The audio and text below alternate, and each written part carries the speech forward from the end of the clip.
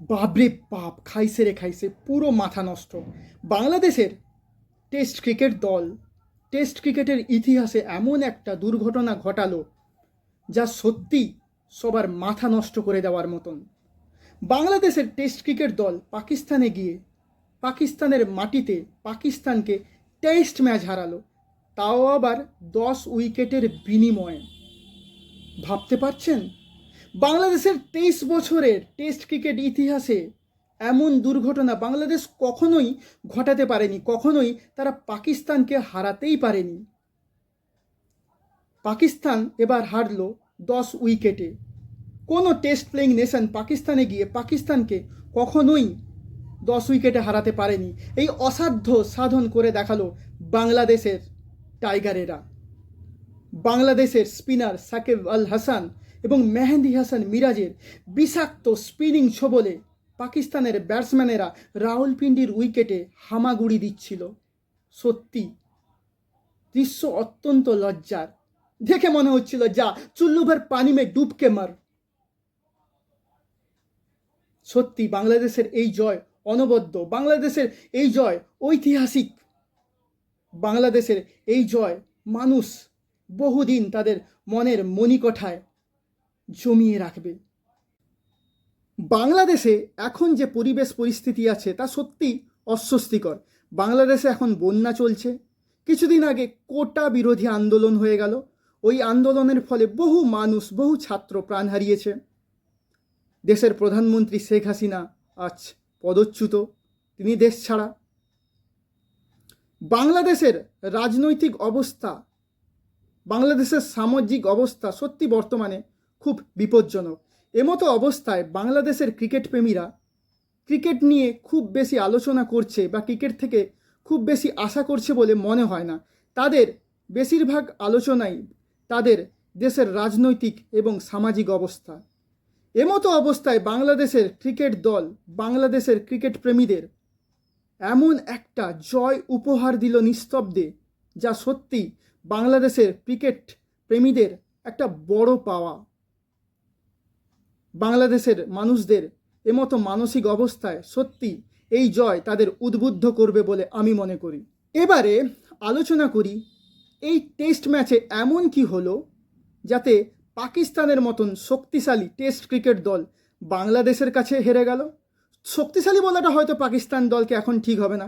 পাকিস্তান তো এখন যাত্রার কাছেই হারে। কখনো হারছে আফগানিস্তানের বিরুদ্ধে, কখনো হারছে আয়ারল্যান্ডের বিরুদ্ধে, কখনো হারছে আমেরিকার বিরুদ্ধে, কখনো হারছে বাংলাদেশের বিরুদ্ধে।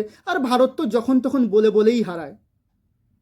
তাও আজকে আলোচনা করি পাকিস্তান এই টেস্ট ম্যাচে এমন কি করলো যে বাংলাদেশের মতন টেস্ট টিমের কাছে পাকিস্তান হেরে গেল। কারণ নাম্বার 1, পাকিস্তান ক্রিকেট দল, বিশেষ করে পাকিস্তানের ক্যাপ্টেন হয়তো বাংলাদেশকে খুব হালকাভাবে নিয়ে নিয়েছিলেন। তাই পাকিস্তানের প্রথম ইনিংসে রান যখন 448, তাদের 6 উইকেট পড়ে গেছিলো, সেই সময় তারা ইনিংস ডিক্লিয়ার করে দিল। কিন্তু মাথায় ঢুকলো না কেন ইনিংস ডিক্লিয়ার করেছিল সান মাসুদ। কারণ তখনও পিচে 171 রান করে নট আউট ছিলেন রিজওয়ান। তিনি 200 রান করতে পারতেন, কিন্তু তাকে 200 রান করার সুযোগই দেওয়া হলো না, ইনিংস ডিক্লিয়ার করে দেওয়া হলো।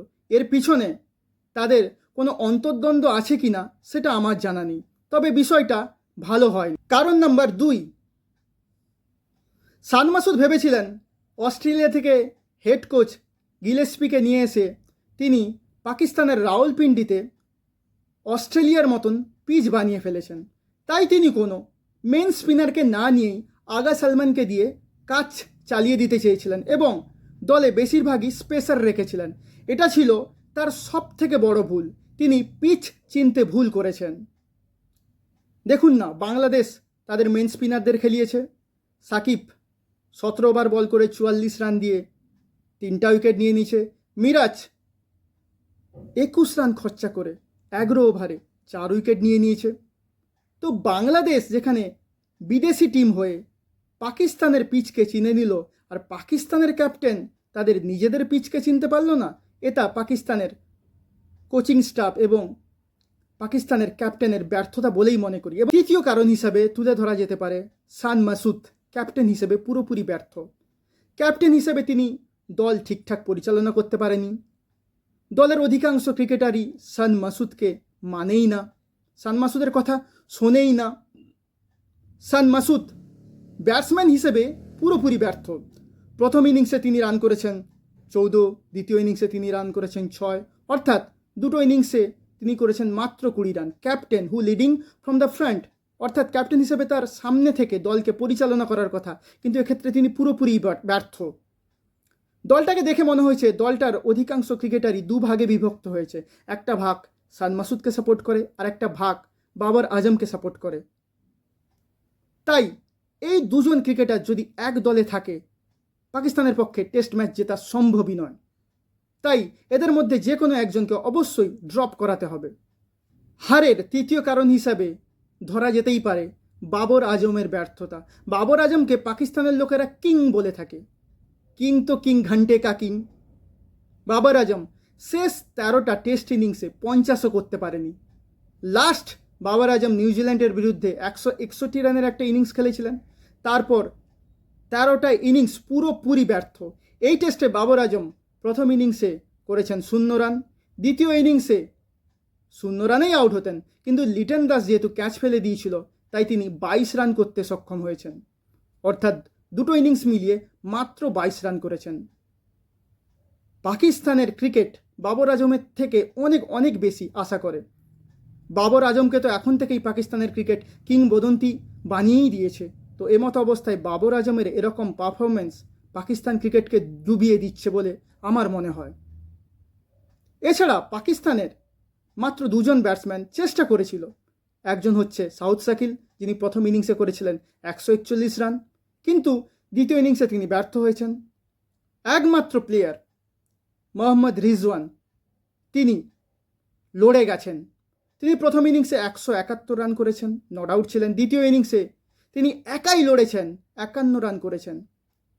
কিন্তু তার এই একার লড়াই তো দলকে জয় এনে দিতে পারে না। যেখানে বাংলাদেশের সমস্ত ক্রিকেটাররা একত্র হয়ে ইউনাইটেডলি লড়াই করছিল, সেখানে পাকিস্তানের প্লেয়ারদের এই ইন্ডিভিজুয়াল পারফরমেন্স কখনোই বাংলাদেশের ক্রিকেটকে, মানে বাংলাদেশের ক্রিকেট দলকে হারানোর পক্ষে যথেষ্ট ছিল না। পাকিস্তানের হারের চতুর্থ কারণ হিসেবে ধরা যেতেই পারে যে বাংলাদেশের ক্রিকেটাররা এবং বাংলাদেশের কোচিং স্টাফরা বুঝেই গেছিল পিচ দেখে যে এই পিচ শেষ ইনিংসে স্পিনারদের দখলে চলে যাবে, তাই তারা স্পিনারদের খেলিয়েছে। এর ফলও তারা হাতে নাতে পেয়েছে।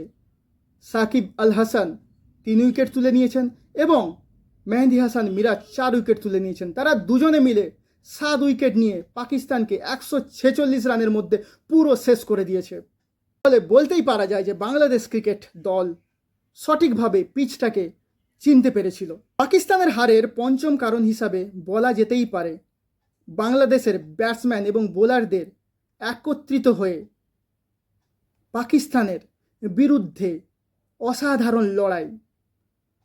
এই টেস্ট ম্যাচে বাংলাদেশের ব্যাটসম্যানেরা অসাধারণ ক্রিকেট খেলেছে। বাংলাদেশের ওপেনার ব্যাটসম্যান সাদমান করেছেন 93 রান, মামিনুল করেছেন 50 রান, লিটন দাস করেছেন 56 রান, মেহেদি হাসান মিরাজ করেছেন 77 রান, আর মুশফিকুর রহমান, তার কথা না বলাই ভালো।